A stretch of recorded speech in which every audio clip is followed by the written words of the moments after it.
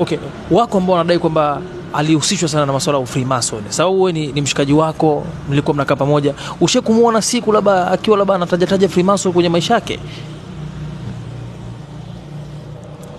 Unajua tuseme siku zote kwenye hatua fulani hazikosekani challenge za kimaneno, challenge za vitendo.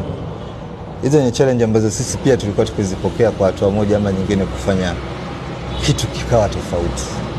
Unajua ukipokea challenge ya kuambiwa bwana wewe ni jambazi, mwizi, utakasirika. Lakini ukipewa challenge ya kuambiwa bwana unafananishwa na Bahresa au Mo.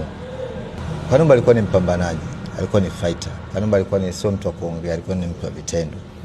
Na Freemason, watu wasichukue tu Freemason kama watu wanavyoongea. Hivyo ni vitu vingine ambavyo vipo katika sayari nyingine ya binadamu wengine ambao wakifanya umzungumzi mara mbili unamuona kwa vitendo. Kanumba alikuwa ni haso.